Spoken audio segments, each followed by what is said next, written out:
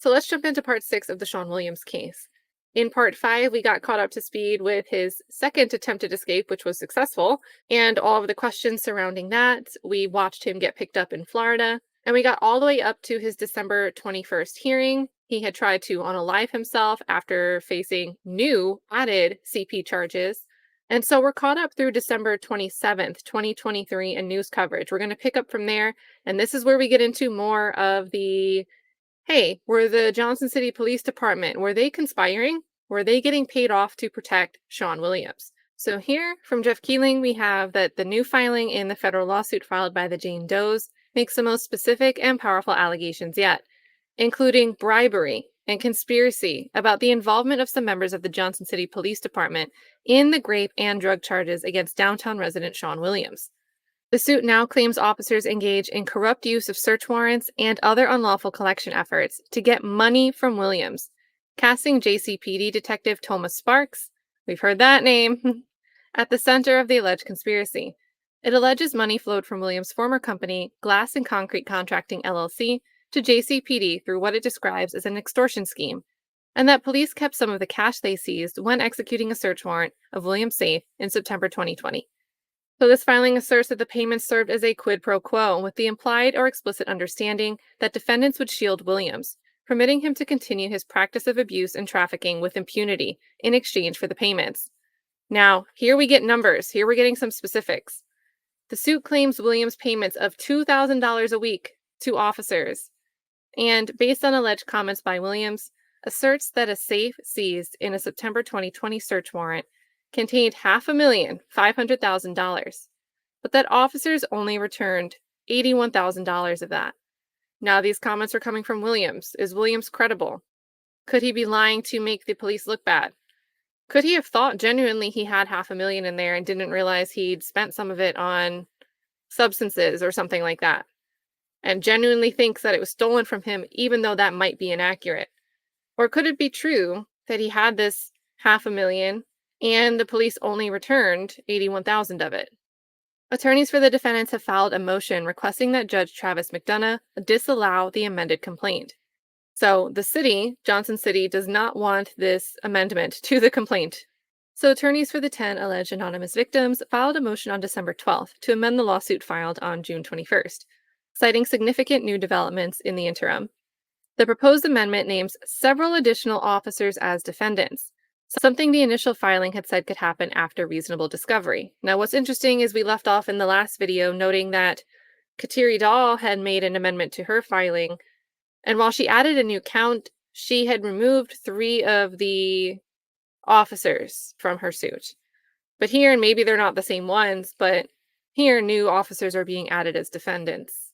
And this filing already included the now retired police chief Karl Turner, now retired Captain Kevin Peters, and currently employed, we heard from Cathy Ball, Detective Thomas Sparks.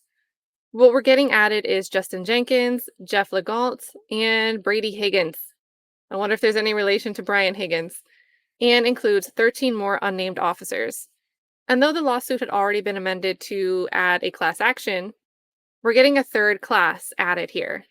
So we already had women who reported alleged essays by Williams to the Johnson City Police Department, women who reported essays to Johnson City Police Department between 2018 and 2023, and then women who allege Williams essayed them but did not report to the JCPD.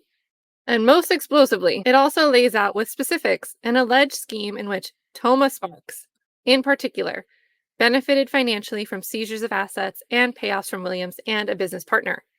We're going to hear more about this. We're going to hear more about this. The trade-off the suit claims involved JCPD shielding Williams from any real investigation into his alleged serial essay.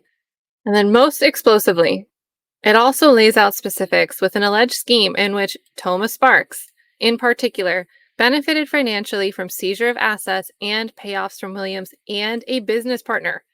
So we're going to hear more about that. The trade-off involved JCPD shielding Williams from any real investigation into his alleged serial essay, which the lawsuit claims amounted to a sex trafficking operation. The amended suit says between November 2019 and June 2022, the Johnson City Police Department received at least 8 reports alleging Williams had drugged and/or essayed women in his apartment in downtown Johnson City. It claims police benefited from looking the other way as the alleged trafficking operation continued, thereby violating the Trafficking Victims Prevention Act. Now, remember, the defense attorneys are fighting this. They don't want this amendment to be allowed to come in. They say that the amended complaint would unfairly prejudice the defendants, that it was filed in bad faith, and would unnecessarily delay proceedings, and that efforts to tie the defendants to sex trafficking are futile because they wouldn't stand up against a motion to dismiss. Other than wild and outlandish claims about defendant Sparks by Williams, a convicted felon, to an unidentified co-conspirator on his alleged social media account, the amended complaint lacks any specific allegations as to any of the other individually named defendants and the city itself.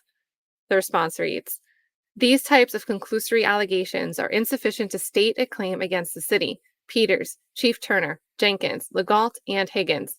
In a footnote, the defense also vehemently denies the outrageous allegations made by Sean Williams that defendants, Sparks, accepted payments from Williams. The new filing offers no concrete proof of the allegations, primarily basing them on 2023 posts on Williams' Facebook page. That page was dormant from December 2021 until August 8, 2023, at which time Williams had been jailed for more than 3 months. The page includes 4 posts, the latest one dated on October 1st, in which the writer, purportedly for Williams, claims Williams' innocence and makes numerous statements implicating the police. The filing points to September 19, 2020, as a turning point in Williams' life that helped lead the charges he faces today. The amended complaint uses Williams' Facebook post to suggest that police department officers skimmed money from his safe. In the post, Williams' ghostwriter, that's in quotes because we don't know, writes that Sparks and other unnamed officers are now $500,000 richer after taking my safe with $500K and returning it with only $81K. Upon information and belief, in exchange for the cash police officers seized and illegally took from Williams, there was an implied agreement that police officers would take overt acts in furtherance of Williams' sex trafficking conspiracy, the amended suit claims. But the defense says that the police took the safe upon finding a small amount of narcotics in Mr. Williams' condominium while conducting an attempted homicide investigation, that motion reads. Because remember, this was related to Mikayla Evans' fall from the 5th-story window. When the search did not discover additional drugs to support a charge of distribution or drug trafficking, the safe and all of its contents, including all currency, was returned to Mr. Williams. The new filing alleges that the second of those searches, both of which were requested by Sparks, also resulted in JCPD's seizure of 2 cell phones, 5 computers, and 3 microSD cards. A May 2023 search warrant affidavit requesting those digital files, submitted by a Tennessee 1st Judicial District investigator, that's Michael Little, indicates that the JCPD never looked at what was on those devices. And there's another new detail here. The filing alleges Williams engaged in trafficking and also claims that at least 4 of Williams' alleged victims have been contacted by the FBI since late summer and have been informed that Williams had taken images and or videos of him essaying them. So this is the FBI now contacting them, because remember that criminal action is still going on. So by May 31st, 1st Judicial District Attorney Mike Little is requesting permission to search these devices. And then this amended suit that we're talking about now, this filing, goes beyond Little's filing. It says that if JCPD officers had properly secured, seized, and searched the digital evidence in Williams' apartment that night, they would have found the images and videos that Williams had taken of himself essaying these women, whom he had rendered unconscious, including class members in this case. The now 79-page complaint focuses on Sparks, whom it claims was inexplicably funneled a high number of the SA complaints against Williams. Beginning at least as early as November 2019, Johnson City Police Department officers were aware of grave complaints against Williams. These officers were not limited to those within the Special Victims Unit, the unit responsible for sex crimes. For instance, although defendant Sparks was not a special victims investigator assigned to sex crimes, numerous complaints involving Williams are routed to him. So that's interesting. Despite multiple complaints to JCPD between at least 2019 and 2020, police charged Williams only with the ammunition charge. One of the earliest of those complaints came from a representative from one of the 3 proposed classes. Around November 7, 2019, the suit claimed she had woken up after a second visit to Williams' apartment in the span of a week, during both of which she had felt physical and mental incapacitation, the first time after using cocaine, and the second time after taking a sip of an already opened beer. The suit says after waking up on November 7th, the woman suspected she'd been raped. She got a ride to an urgent care so she could receive a rape kit and allegedly told a nurse she believed she'd been raped and wanted to report it to the police. The complaint says two Johnson City Police Department officers took statements from the alleged victim and a friend and says the woman told them about the alleged assault and pointed out Williams' apartment on a map. The officers mentioned that they had heard of women complaining of sexual assault by Williams before, the suit alleges, and that officers took her clothes and placed them in a garbage bag but did not provide any type of evidence receipt. The woman told police she wanted to press charges against Williams, but did not hear anything more from JCPD for a year and a half. Around May 2021, the woman allegedly heard back from JCPD, this time with a call from Sparks, who, the document says, told her that the rape kit showed benzos, as well as the DNA of another person. And this is important because this new filing is positioning Sparks kind of at the center of this police payoff conspiracy plot that's being alleged. So the suit claims that Sparks told the woman it would be difficult to get Williams' DNA tested without his permission, told her no images or video could exist of her alleged assault when she mentioned the many video cameras in Williams' apartment, and generally discouraged her from pursuing charges against Williams. I just want to go like this to this whole paragraph. Highlight all of it. After consulting her family and friends, the woman called Sparks back to tell him she wanted to proceed with pressing charges against Williams. She never received a response. Now, this is also pretty interesting. So after Williams was arrested in 2023 and the revelation of the digital files, Thomas Sparks filed a search warrant affidavit for Williams' DNA. It referred to a sexual assault investigation involving a complainant with the same initials that began on November 7th, and also referenced Sparks having received a completed rape kit from the state in late March 2021.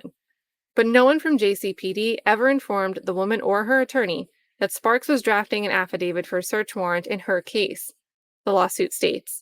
It adds that by that point, in June 2022, Sparks had been named as a defendant in Kat Dahl's lawsuit. Now, this lawsuit also describes a string of other complaints. Now, the amended lawsuit describes a string of other complaints against Williams between November 2019 and Williams' flight from Johnson City 2 years later. It claims that after the department failed to document properly the rape charge of November 7, 2019 report, including a failure to test the alleged victim's rape kit timely, and a failure to properly retain or preserve evidence, that JCPD followed this pattern with at least females 2, 3, 9, 10, and 12. So probably not just a one-time mistake. The first instance occurred on June 2, 2020, when a female 2 allegedly woke up in Williams' apartment to discover that she'd been SA'd.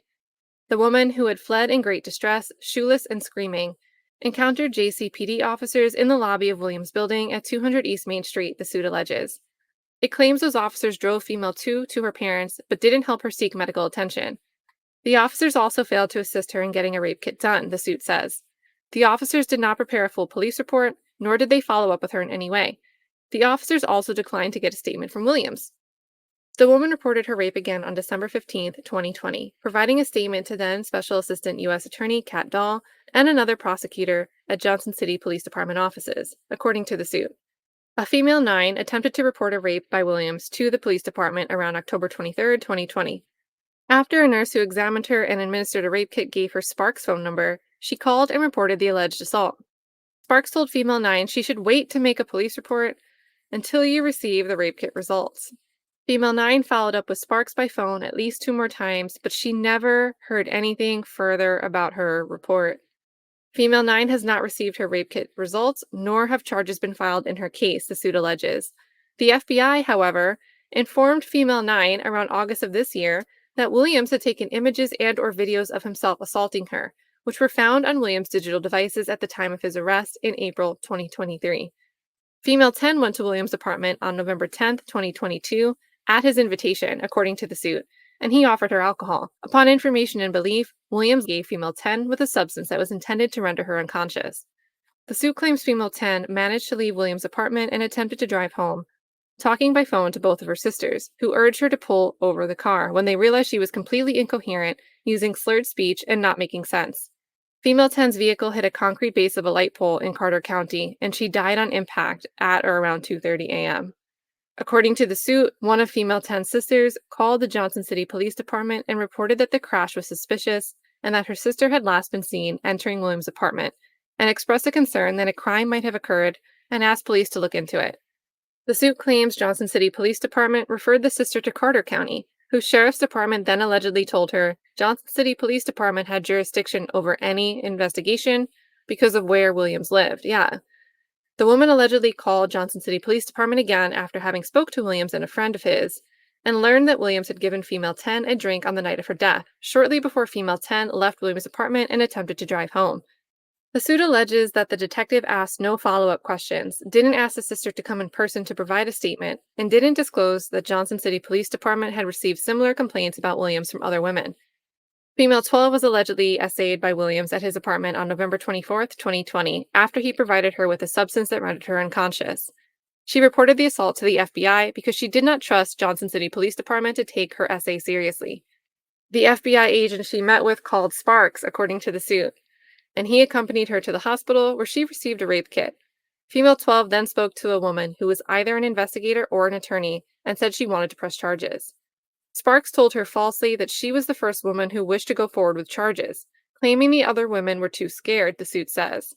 Female 12 never received her rape kit results, and no charges have been brought against Williams for her assault, according to the suit.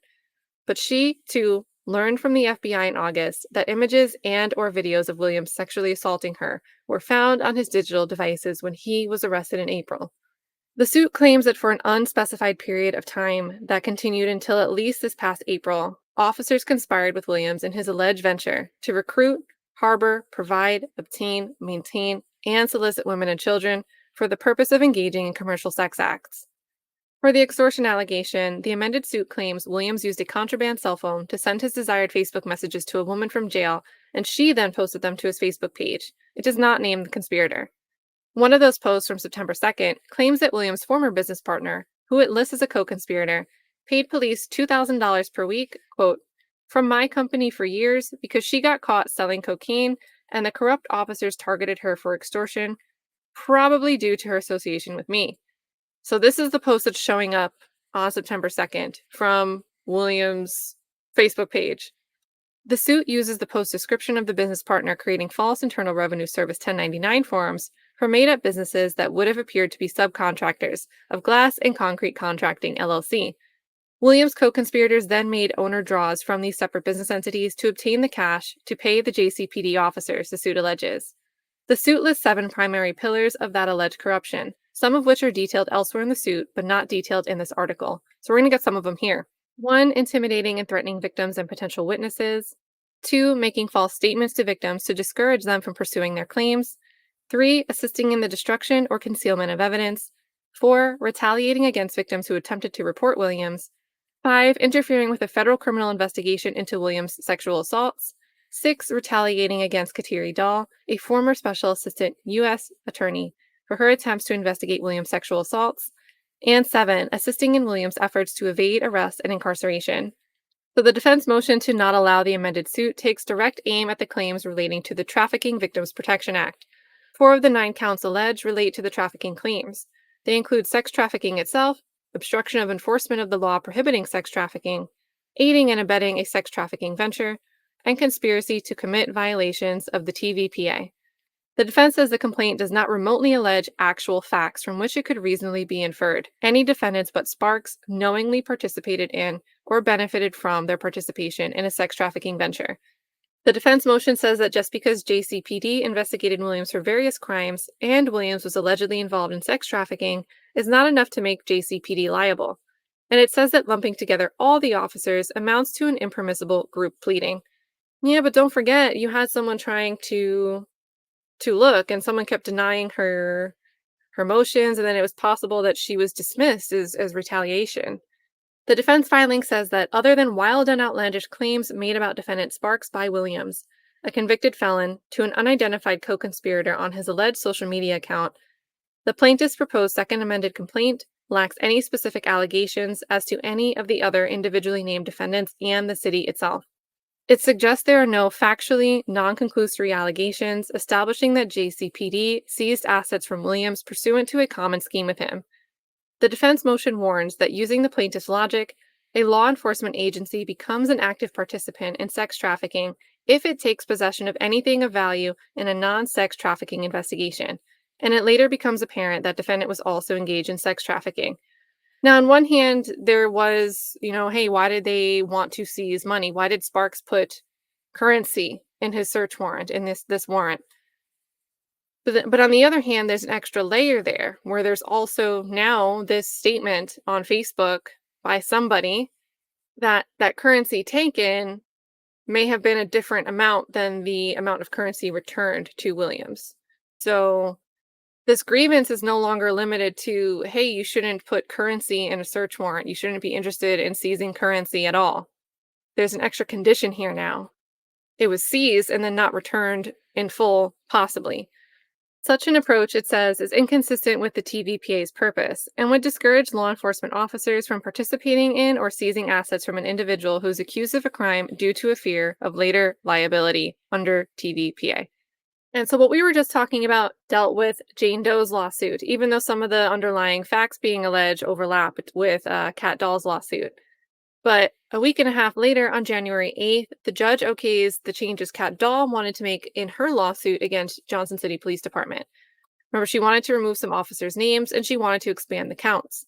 Judge Jill McCook also denied a defense motion to disallow any information relating to the Dahl law firm, the DLG report, their audit of the Johnson City Police Department's handling of SA cases. McCook did leave the door open for defense attorneys to revisit that issue, calling the request premature at this time and denying the request without prejudice, meaning it can be submitted again. And now relating to the count that they wanted to add. Attorneys wrote in the amended suit, they learned during the discovery process of evidence directly linking Federal Department of Justice, the DOJ, funding to the program through which JCPD hired Kat Dahl. Attorneys for Kat Dahl discovered that, there's a Federal Department of Justice, DOJ funding that helps fund the JCPD's hiring of U.S. attorneys like Kat Dahl.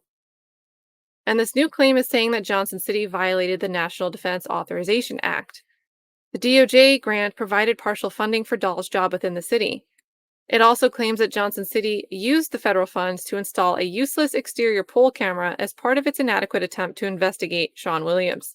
And then one day after this, on January 9th, Jane Doe attorneys file a final argument for amending their suit against the Johnson City Police Department. So this is essentially in response to the defendant's response to their initial motion to amend the initial complaint. So attorneys for the plaintiffs argue in this final filing before a judge rules on its admissibility that the amended lawsuit was filed timely.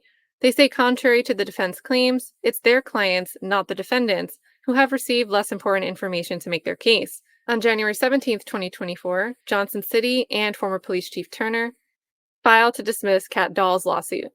And then interestingly, in this article, there is a note here that the city launched a webpage this week to provide transparency on how the city responds to matters of high-profile litigation so that our community can be more informed about legal proceedings. And I pulled it up and got a 404 error. So, there we go. Super transparent and informative. And what's interesting is because of that motion for summary judgment, former Police Chief Turner added an exhibit. It was a transcript from a recorded meeting. Now, this meeting took place on December 8th of 2020, and Kateri Dahl ended up privately recording this meeting.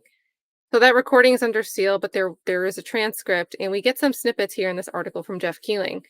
So the concern of Dahl, the reason for wanting to speak with Turner, was that she had grave concerns and was thinking that an ammo sentence might pale in comparison to other possibilities of things that Sean Williams might be doing.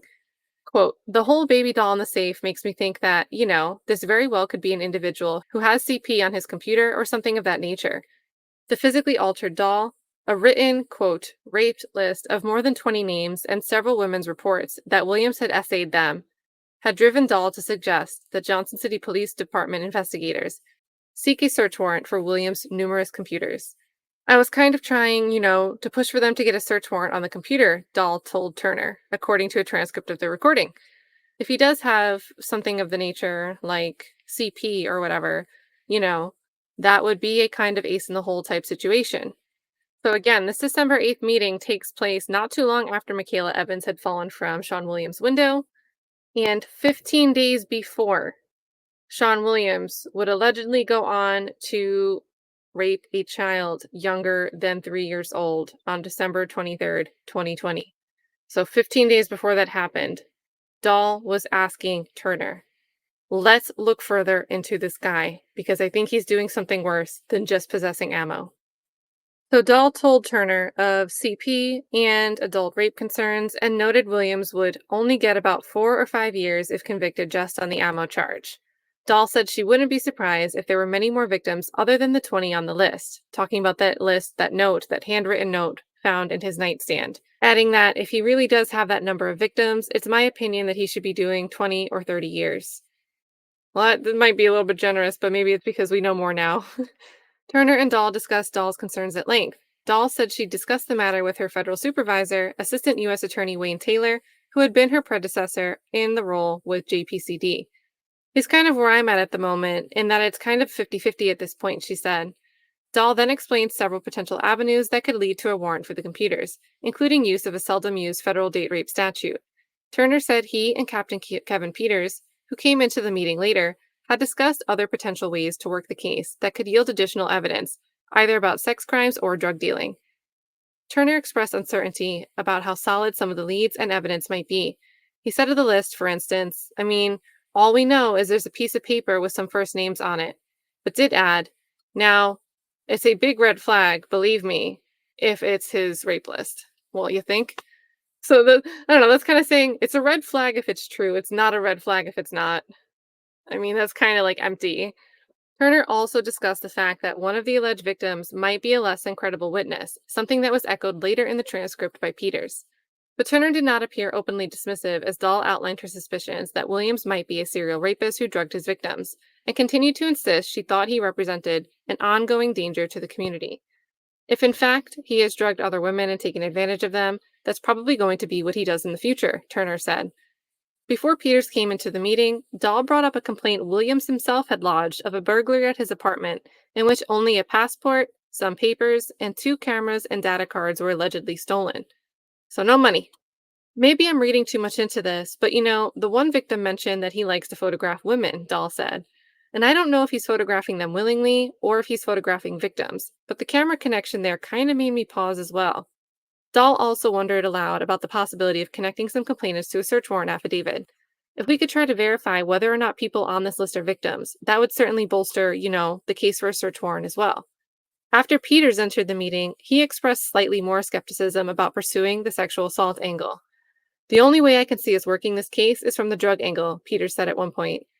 Peters didn't entirely dismiss the possibility of sexual assault. He questioned whether the alleged victims that had come forward so far would be cooperative or possibly be afraid to talk. Going after potential drug crimes and getting him charged could be an avenue, he said. That's why I'm saying if we work it backwards and we get him to where we can get him on drugs or the guns or something like that, then these girls may come back knowing he's going to go away for that for a while and be willing to cooperate to where we can do something, Peters said at one point. And do you think that's reasonable? What do you think of that? He also didn't dismiss entirely the prospect of a search warrant for Williams' computers, which had been seized but not searched after Evans' fall. If somebody can find the nexus for us to get a search warrant for the computer, hey, I'm more than willing to do it, Peters said. Now, this is 2020, and we know that we don't get to this until spring of 2023. The 3 discuss pending use of poll cameras to observe Williams' downtown garage, and Dole asks them, can you see if you can start the process for a search warrant on the computer and the cameras that they've got? Peters brings up investigator Thomas Sparks, who was leading the Williams case, and tells Dahl, why don't we get you and Toma together, and you can help him with wording that. In her lawsuit, Dahl alleges that even after meeting with Turner and Peters, Johnson City officers did not provide needed documentation until mid-January 2021. So remember, this meeting was December 8th, 2020. By that point, the evidence for the probable cause affidavit was too old and stale to meet federal requirements for obtaining the search warrant. And then on January 26th, Sean Williams' lawyer seeks a delay in the CP trial, which was scheduled for March 26th. His attorney says that since being appointed, he has met twice in person with Williams to discuss preparation of his defense. He also said that the undersigned has retained the services of a private investigator to assist in the defendant's case, and that the prosecution has not yet provided all discovery materials, likely due to the volume and resources necessary to gather and prepare the records required for the disclosure, because there's all those files, right? And then on February 1st, Johnson City responds to Kat Dahl's amended lawsuit, and while they say that Dahl was not an actual employee of the city and is therefore not eligible to make legal claims of retaliatory discharge, they also note that Dahl's job performance was substandard, and it is now known that JCPD's experience was similar to her job performance in the United States Attorney's Office. And this answer points specifically to a May 19th, 2021 meeting Dahl had with Turner and Captain Peters. to discuss concerns they and other officers had about the pace with which Dahl was bringing federal indictments to a grand jury. Now, remember, we talked about this in part 1 and part 2, but Dahl was in this December 8th meeting saying, like, can we look at this, guys? And they reluctantly agreed. They wanted to keep the scope narrower than she wanted. But then January rolls around and the time frame for the application for the warrant expires. So she has to start the application process all over again to establish probable cause. And here they're blaming that delay. They're saying that that's a failure, that that's her job performance falling below standards. So Johnson City says that they don't blame Dahl for her aspirations, but they think that things may have turned out differently had Dahl followed the suggestion of experienced law enforcement officers to charge Williams with the available criminal charge and work the case backwards. But what's the problem with that? What's the problem with that? That was tried. That was attempted. This May 19th, 2021 discussion was 2 weeks after Johnson City Police attempted, without success, to serve the felon in possession of ammunition warrant on Sean Williams. Sean Williams was not apprehended on that charge, despite the search for him eventually widening. He wasn't apprehended. So they actually did try this, and the officer stood outside for like 45 minutes, and he got out. He escaped through the back. And somehow this is Kateri Dahl's fault. I don't know why they're making this argument. Hey, you should have done what they suggested and sought that criminal charge of the ammunition. But we did 2 weeks earlier. And the Johnson City Police Department officers failed pretty miserably to serve that warrant. And remember, Kat had initially named 3 of these officers that were here, that were part of this, in her initial filing, but her recent amendment dropped the names of those 3 officers. On February 6th, some of Sean Williams' alleged victims speak in a news conference, and they're really taking issue with statements by Cathy Dahl as part of a briefing on behalf of Johnson City that wanted to use comparative fault as a defense against claims from these victims. So one of the victims says that after all the evidence that had come out about Sean Williams, evidence proving he had raped over 50 women and sexually exploited children, I thought the city might take some accountability. Instead, Mrs. Ball justified her lack of action by pointing fingers at us, at the victims of his crimes. I did not take any drugs before I was raped. I had been offered a beer. In addition to the 5 alleged victims, 2 family members of Laura Trent, that's the woman that crashed, also spoke. And her sister says that if the Johnson City Police had done their jobs, my sister would have never met Sean Williams on the night of November 10th, 2020. If the Johnson City Police Department had done their jobs, Sean Williams would have been in jail a long time before she met him. And so here's a shot from further back in the room where you can see that these are probably some of the press members. And then at the table seated are alleged victims of Sean Williams and the family members of the woman that passed away. It's not just Jane Doe's anymore. There's real faces to these names. There's real faces to these Jane Doe's claims. And then on February 26th, in relation to the Jane Doe lawsuit, Judge Travis McDonough says, all right, well, you can go ahead and you can add those extra defendants you wanted to add, the 2 police officers, and I'm going to approve the class action status for alleged victims of Sean Williams that may have not actually reported to the police department, and also ruled that the defense had not proven the request was made in bad faith, as they had argued. And now pictured here is former police chief Karl Turner and former federal prosecutor Kateri Dahl. And then on March 13th, a judge orders that notes and other work product from an audit of the Johnson City Police Department's handling of sexual assault cases, that's the DLJ, Eric Dahl, his audit. The judge rules that this report, this audit, and any work product and any notes can't be withheld from attorneys in either federal civil lawsuit filed against the city and JCPD members or former members. So this stuff can come into discovery. The attorneys can look at it. And then a week later, lawyers for Johnson City and former police chief Karl Turner want a judge to disallow evidence relating to this audit. So, great, you just allowed for discovery. But we want you to exclude evidence relating to this report, this audit, from being admitted at trial. So, there we go with balancing. Do we, Johnson City, want transparency, or do we want to be able to defend ourselves? And then on April 2nd, we have some scheduling, some rulings about Sean Williams on the criminal side. During this motion hearing, Williams gave U.S. District Attorney Judge Ronnie Greer a note relating to Williams' dissatisfaction with his current defense attorney, Joseph McAfee. That's, again, attorney number 3. So Greer ends up keeping Williams' trial date on a charge of escape and another charge of attempted escape set for May 14th, but ends up approving a separate motion to continue the trial for CP from May 21st to August 27th. And then on April 8th, the judge denies Sean Williams' motion for a new attorney. And then we're almost caught up to present day, you guys. We're at April 19th, but this is a pretty big development, although we don't have much information about it. So April 19th, a motion filed Thursday mentions a federal investigation. It was submitted by attorneys for alleged sexual assault victims of Williams who have sued Johnson City and several former and current police officers. But based on available publicly confirmable information, News Channel 11 can't determine with certainty whether the investigation is complete or ongoing. Now, the mention here in the Jane Doe lawsuit says communications with the prosecution team for the federal public corruption investigation of the Johnson City Police Department, which spanned 520 pages of emails and attachments. Now, News Channel 11 requested confirmation or a statement regarding the federal investigation from the city of Johnson City, and Cathy Ball replied with the following. We cannot speak to any aspect of a lawsuit. I can say that we welcome any investigation that could dispel claims of illegal activity or corruption within the Johnson City Police Department. So we welcome anything that could dispel wrongdoing. But I was giving all these briefings that said, we want to learn what's wrong. But now we're saying we welcome anything that could dispel claims, not prove or unearth or tell us more or inform us about things that might be happening. We welcome it if it dispels. That's a bit of a different sentiment, if you ask me. And then on April 22nd, we see, and we're going to see this push back even further, but the judge ends up postponing Kateri Dahl's wrongful termination lawsuit from mid-May to late October. And then back to Sean Williams on April 24th. John McAfee wants to withdraw. Please let me withdraw. And this is April 24th, so this is 2 weeks before the May 14th trial for the escapes. And then back over to the civil suit.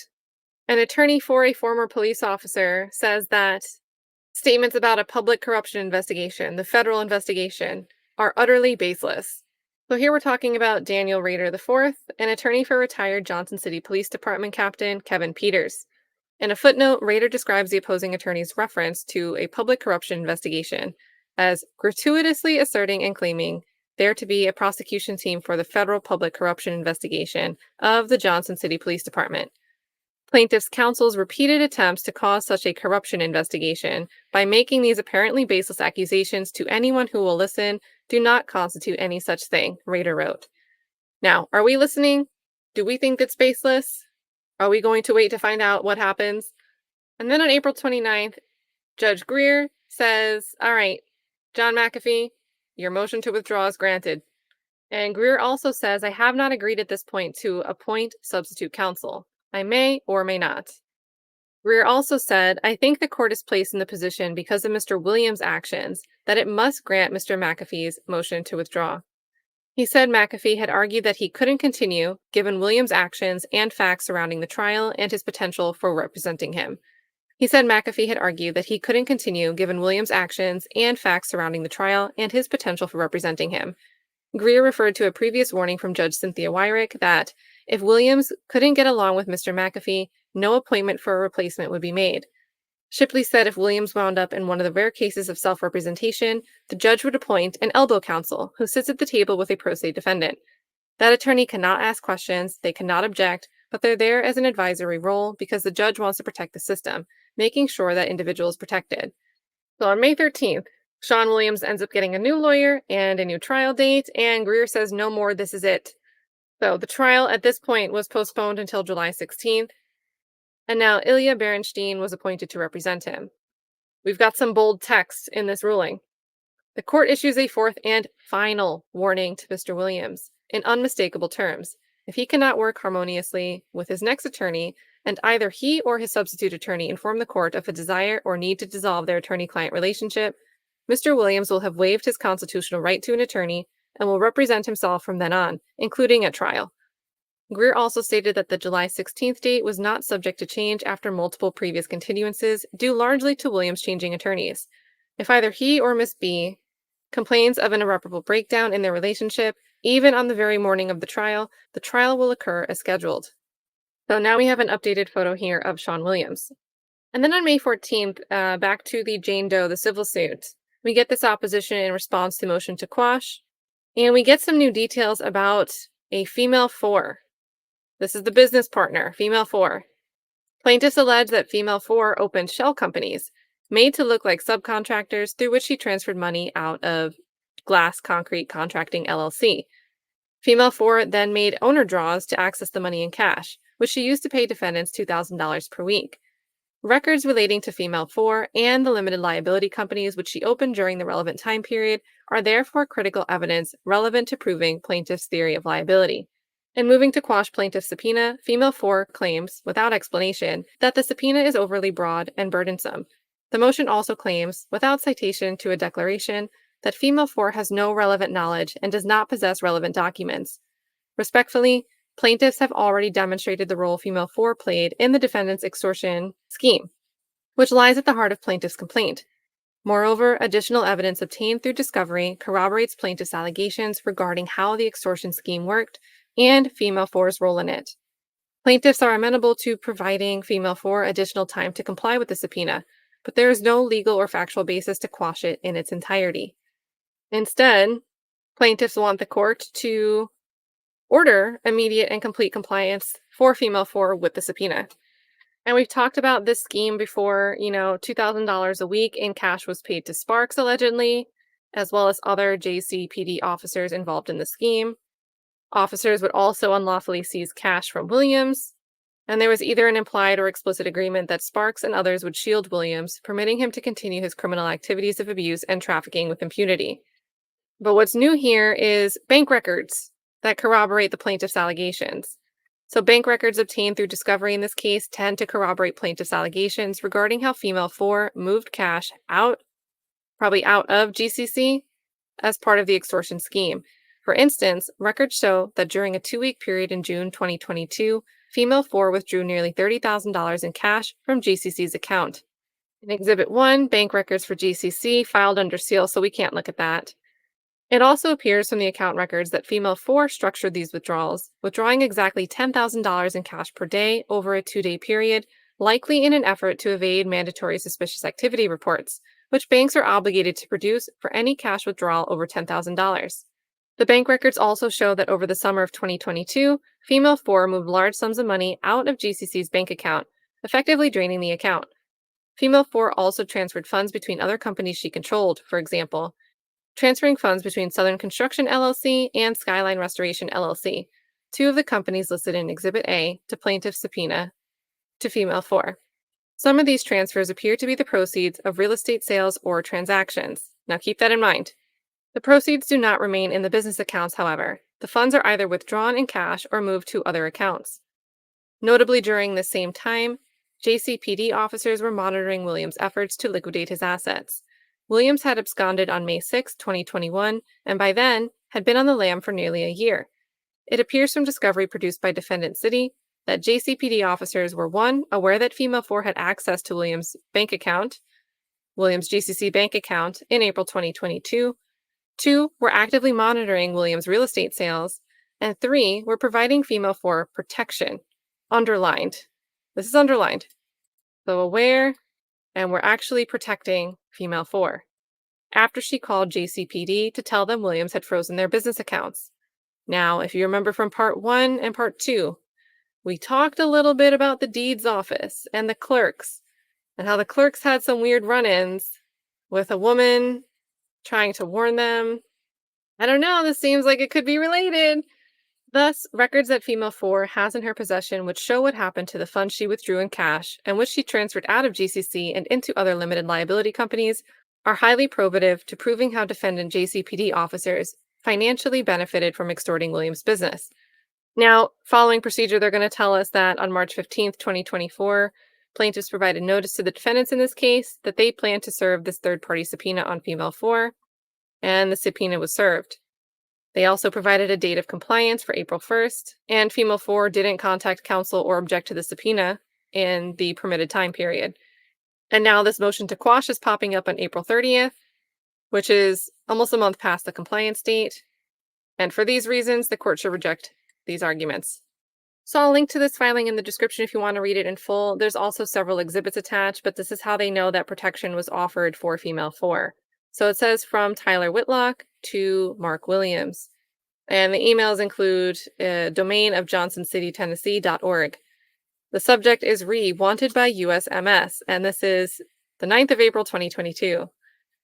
The email reads, I was just contacted by female 4 who helped manage his properties. Sean has just froze their business account at Renaissance Bank on West King Street by phone. There is a good chance he will be going there to officially close the account or try to get money from the account. If someone would please go by there ASAP and provide them with a photo of Sean and let them know to contact us if they see him. He be driven around by, I don't know if this is a name, in a black 4-door Mazda. Also in reference to this, please extra patrol female 4's office at East Market and her home at Blank Avenue. She stated that he has gotten worse and is trying to separate herself from him, but is afraid he may find her. He may try to find her. And then in this other email, there's pictures attached, subject wanted by USMS on weapons charges. And they're talking about the different properties he may have owned and what to do if they see him. And so that email was sent on April 19th of 2022 at 11:15 a.m. And then also on April 19th, 2022, we talked about it in part 1 and part 2 of this series, when Sean Williams was still known as Robert Vaux by this pseudonym. He had caused a disturbance at the Washington County Register of Deeds, and that at least one person claimed to be actively informing Johnson City Police about his potential whereabouts. So here's the county register, Teresa Bowman. She said that she and 2 colleagues at her office are convinced the man who made a scene at the office on April 19th is Robert Vaux, the alleged serial rapist, not yet known as Sean Williams. And this incident all started when a man angrily insisted that the Register of Deeds employees refused to record a document he said would be brought in. They said he was angry. He was yelling, "Do not record that document. It's a fraudulent activity about to happen." So you can go check out part 1 and part 2 if you want to see that in greater detail. But yeah, so now we're seeing filings from 2024, May of 2024, some emails, some stuff relating to that April 2022 incident. And then I thought this was kind of a nice update on June 21st. So just a few weeks ago, like 2 weeks ago, we finally have a civil suit filed by Mikayla Evans. That's the woman who fell from the 5-story apartment window. And she's suing Johnson City and numerous former and current police officers. And Johnson City said that it reviewed the complaint and then provided this statement. These claims are related to incidents from nearly 4 years ago, and the allegations are largely the same as those we continue to deny in other litigation. We have yet to see any evidence that supports allegations of corruption by the Johnson City Police Department and continue to welcome any investigation that could dispel such claims. Now, to me, it's just so interesting to see the city, to see the police department. You know, typically you see the defense attorney for an individual accused criminal client. You see arguments being made from that direction. But here the defendant is the city and the police department. And they're the ones saying, there's no evidence. Psh. They're usually on the other side of this. The police and the prosecution are usually on the other side of this. But here, in response to this complaint, the city says, there's no evidence. And here what I thought was interesting is Evans' suit adds in this detail about the $2,000. So it seems as if they're relying on, you know, the affidavit and the response to the motion to quash that lays out, here's what female 4 was doing with this money to move money and get money to the police to help maintain this extortion scheme on behalf of Sean Williams. So Evans adds that in her complaint. She says that the police committed a series of errors, including allowing Mr. Williams to potentially delete evidence from his cell phone when they interviewed him on the night of the fall. By information and belief, had JCPD officers properly secured, seized, and searched the digital evidence in Williams' apartment that night, they would have found evidence that Williams drugged plaintiff and caused her to fall, the suit claims. It also claims that had defendants properly investigated Williams after any of the reports made against him prior to the incident involving plaintiff, she would not have suffered the injuries alleged in this case. The complaint seeks an unspecified amount of compensatory damages for physical injuries, medical bills, emotional distress, pain and suffering, and punitive damages. And here we're seeing pretty much the same defendants named. So, former Chief Karl Turner, former top investigator Kevin Peters, detective/officers Thomas Sparks, Justin Jenkins, Jeff Legault, and Brady Higgins as defendants in addition to the city. And we're seeing an echo of the same allegations. So I'm pretty happy to see that for Mikayla. And now this is interesting. Maybe it's just a coincidence, you guys, but JC manager, Johnson City manager, who's that? Kathy Ball. Well, Kathy Ball's calling it an unfortunate coincidence that she had been under contract to buy now accused sex offender Sean Williams' downtown condominium, the same one that Mikayla Evans fell out the 5-story window for. But Kathy Ball backed out of the contract when she learned he was a fugitive. I knew that the owner's name was Sean Williams, Ball said during a hastily called meeting with reporters in which she did not take questions. At that point in time, that name did not mean anything to me. Maybe it didn't, fair enough. Ball recently underwent a deposition in one of those cases and the matter was raised. I recently learned that the plaintiff's attorney had requested additional information about this condominium, and I wanted to come forward to the community and share the information that I have to make sure that the facts are released accurately. Well, you could just release a deposition. So while she took the city manager position in late December 2021 and went under contract for Williams' apartment in April 2022, Ball said she knew nothing of allegations against Williams when considering the potential purchase. As we came closer to closing the purchase, the seller reached out to my closing attorney and requested a remote closing. During that time, he disclosed that he was a fugitive. I immediately withdrew my offer and I did not buy the condominium. Now, I wouldn't want to do that either. If someone's missing on the run, would you want, I don't know, what if they want to come back and get their stuff? Or what if they're just going to try to pull some funny business? I don't know, that's kind of weird. I don't know if I would trust it. So, Williams had been a fugitive since May 5th, 2021, when Johnson City Police tried unsuccessfully to serve a federal warrant charging him with being a felon in possession of the ammunition. The Ball referenced Dahl's lawsuit to say, look, here's the timeline, and look, I wasn't aware.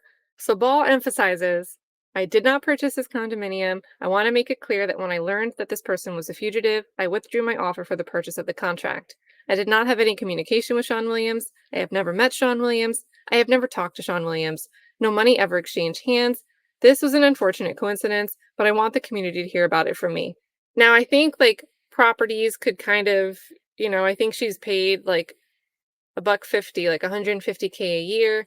She had moved. Maybe she was living somewhere temporarily while searching for places. This one comes on the market for maybe a good deal because maybe Sean Williams was a motivated seller because he needed the money and he was gone anyway. So maybe she saw the good deal and she was like, all right, cool. That place looks cool. It's got a lot of cameras in it.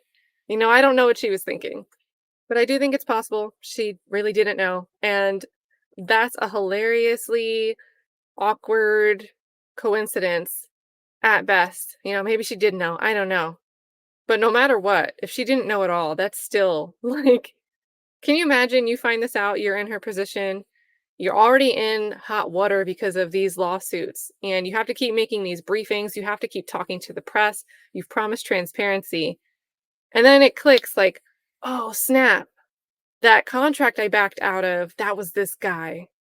And they're alleging he used real estate and subcontracting things to move money in this extortion scheme. Yeah, that sucks. That's wild. And we're caught up to speed for now. July 1st. Judge denies Sean Williams' attorney's request to quit. So that's the fourth attorney. That's Ilya. Ilya says he has put me in a position that I don't believe that practically I can represent him. And Judge Greer responds, I can't say I'm surprised. So Greer says he's not ready to pull the trigger on the breakup, and he denied the oral motion to withdraw. Greer said he won't offer continuance for Williams' first scheduled federal trial. So let me know what you think of everything up to this point. We started off with the question of people coming forward to report. And, what does it necessarily mean if a police officer doesn't think there's enough to arrest somebody or even make them give a statement, question them? Does that mean that the accusations truly were not credible enough? Is it possible that cover-ups happen? Is it possible that corruption exists? What do you think about Johnson City and the Johnson City Police Department being on the defendant side in three different lawsuits now because of Mikayla Evans? There's a lot we could talk about here, and this isn't going to be the last video. It's just, I wanted to get this story. There's so much to it. I wanted to show you the picture of how it developed. And we're caught up now. We're all the way through to July 2024. So I will do another video, maybe a live stream to discuss everything here. We can do a round table, a chat about it, and we could also see what happens with the trial. So let me know your thoughts, you guys. There is a lot here in these last 6 videos. You guys all take care. I appreciate you guys for tuning in and caring about a situation like this. And if you know of something similar going on somewhere else, talk about it, because it's a bit shocking that this stuff isn't headlines in bigger outlets. I mean, even this guy's story, if you think about it, it crossed state boundaries. We have Tennessee, we have Florida, we have North Carolina, and yet there's still just a small local, and I'm so grateful for the local journalists that are pounding the pavement, and the activists and the victims themselves and the attorney advocates, because I really think without this, we'd still only have a Robert Vaux and not even know who Sean Williams was. So excited to see and watch how the rest of this unfolds.